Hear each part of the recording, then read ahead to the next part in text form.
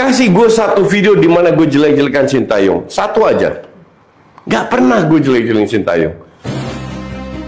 Coach Justin akhirnya belak-belakan membongkar siapa dalang di balik pemecatan STY. Kalau Indonesia gagal lolos ke Piala Dunia 2026, orang inilah yang harus bertanggung jawab. Siapa sebenarnya sosok yang dimaksud? Bahkan kini mulai mengarah ingin Nova Arianto juga disingkirkan. Simak pengakuan Coach Justin berikut ini. Apakah gue pilih pelatih Belanda? Iya. Kasih gue satu video di mana gue jelek-jelekan Sintayong. Satu aja. Gak pernah gue jelek-jelekin Sintayong. Bahkan gue appreciate kau, lu bikin patung untuk Sintayong. Sampai detik ini I don't care, bikin aja gak masalah. Tapi yang dia lakukan kan udah bener potong generasi. Sampai ke senior. Di situ menurut gue dia stuck. 6 match, 1 menang, 6 poin. Disitulah Erik Thohir diskusi sama gue. Disitulah Erik Thohir diskusi sama gue. Gimana kalau kita datengin pelatih Belanda? Oh, gue dukung. Dari sini, semua skenario mulai terbongkar. Sebelum pemecatan STY jadi viral, ada postingan dari pengamat sepak bola yang sempat heboh. Disebutkan, ada pertemuan di Hotel Mandarin. Pengamat sepak bola dikumpulkan, dan salah satunya disebut ciri-cirinya botak. Kabar yang disampaikan oleh Bung Tio Nugroho ini melalui postingannya, yang intinya itu berisi tentang pengamat-pengamat sepak bola yang dikumpulkan di dalam satu tempat. Hah? Dikumpulkan? Yang menjadi pertanyaan, siapa yang mengumpulkan pengamat-pengamat ini? Pertanyaan besar pun muncul. Siapa orang yang mengumpulkan para pengamat itu? Apakah Erik Thohir juga berada di hotel tersebut? Bahkan Tio Nugroho, yang biasanya blak-blakan, kali ini memilih bungkam. Bisa jadi orang yang hadir punya jabatan tinggi di PSSI. Dari sini, dugaan mulai menguat. Ada skenario untuk menjatuhkan Sintayong. Kalau ucapan Coach Justin benar, berarti memang Erik Thohir yang ingin timnas ganti pelatih. Coach Justin, yang dulu mati-matian membela Sintayong, tiba-tiba berubah sikap. Isu-isu murahan pun bermunculan. Konflik ruang ganti, kumpul-kumpul pemain yang disebut tidak sehat, hingga drama Elkan Bagot yang mendadak tidak dipanggil. Semua tudingan itu sudah dibantah langsung oleh Sintayong. Tidak berhenti di situ, fans timnas yang dulu kompak tiba-tiba terpecah. Tagar STY out mendadak viral di media sosial. Pertanyaan besar muncul lagi, siapa yang membiayai buzzer itu? Biayanya jelas tidak kecil. Mustahil masyarakat biasa yang sedang kesulitan ekonomi rela keluar uang sebanyak itu. Berarti yang membayar buzzer adalah orang berkepentingan. Orang yang ingin Sintayong lengser. Disitulah Erik Thohir diskusi sama gue. Gimana kalau kita datengin pelatih Belanda? Oh, gue dukung. Menurut pengakuan Coach Justin, jejak itu mengarah ke Erik Thohir. Kalau benar, maka yang menyewa buzzer bisa ditebak sendiri. Anehnya, setiap kali timnas berprestasi, Bung Towel selalu menyerang Sintayong. Tapi kok lolos? Gimana ya? Ya tidak mengesankan lah, secara sepak bola tidak mengesankan. Lolos tapi tidak mengesankan. Lolos tapi menurut saya sih nggak pantas gitu. Bahkan sampai ke ranah pribadi. Mengapa dia begitu berani? Apakah mungkin ada bayaran besar di balik semua itu? Lebih anehnya lagi, hanya TV One yang terus memanggil Bung Towel. Narasinya selalu negatif tentang Sintayong. Apakah ini kebetulan? Atau memang ada permintaan khusus dari Erik Thohir? Jangan lupa, Erik Thohir punya saham di TV One dan FIFA News.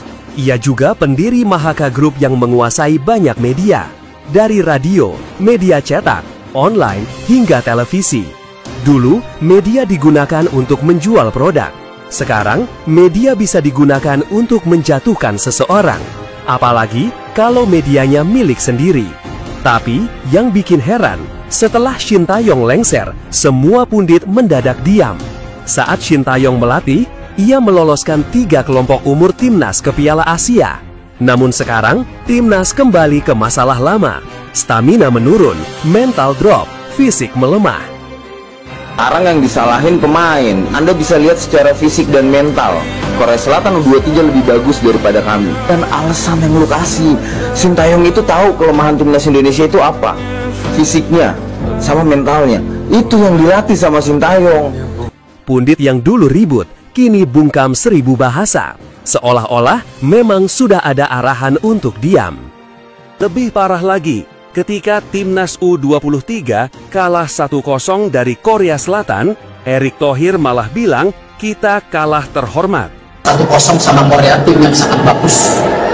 Dan saya rasa kita kalah terhormat. Ya betul, nggak cuma kalah terhormat, Indonesia juga kalah makmur. Kalau di pemerintahan, Indonesia kalah bersih. Kalau di federasi, Indonesia kalah jago dalam mengembangkan sepak bola. Mohon maaf nih Pak Erick Thohir, kalau kami sebagai fans timnas mulai ragu sama keputusan Anda. Karena keputusan yang Anda buat saat ini pelan-pelan makin kelihatan meragukan dan bisa dibilang merusak kualitas. Saya jadi inget dulu nih Pak, waktu Pak Erick Thohir megang Inter. Bagaimana sepak terjang Erick Thohir saat jadi presiden Inter Milan? Erick Thohir resmi jadi presiden Inter pada tahun 2013 setelah membeli mayoritas saham klub dari Massimo Moratti. Dari segi manajemen, Erick Thohir dianggap sukses memperbaiki finansial klub yang sempat terjerat utang ratusan juta euro. Erick Thohir juga disebut berhasil merombak struktur manajemen Inter jadi lebih modern. Namun dari segi sepak bola, Erick Thohir gagal total karena Inter Milan tidak pernah juara. Prestasi terbaik Nerazzurri selama dipimpin Erick Thohir hanya finish di peringkat 4 Liga Italia. Soal transfer pemain dan pelatih, kebijakan Erick Thohir juga penuh kontroversi. Salah satu keputusan Erick Thohir yang paling kontroversial adalah memecat Roberto Mancini pada Agustus 2016. Keputusan itu jadi sorotan karena Mancini adalah pelatih yang mengembalikan Inter ke 4 besar Liga Italia. Tak hanya itu, waktu pemecatan Mancini juga dipertanyakan karena terjadi 2 minggu jelang musim 2016-2017. Setelah memecat Mancini, Erick Thohir langsung menunjuk pelatih asal Belanda Frank de Boer. Banyak kalangan menilai Erick Thohir saat itu sedang berjudi karena Frank de Boer tidak punya pengalaman di Serie A. Benar saja, Frank de Boer hanya bertahan 3 bulan di Inter Milan. Frank de Boer langsung dipecat setelah Inter hanya mampu meraih 5 kemenangan dalam 14 laga. Tepat pada Oktober 2018, Erick Thohir resmi melepas jabatan presiden Inter Milan. Erick Thohir kemudian pulang ke Indonesia untuk berpolitik sampai akhirnya terpilih jadi ketua umum PSSI pada Februari 2023. Fans Inter pasti tahu tuh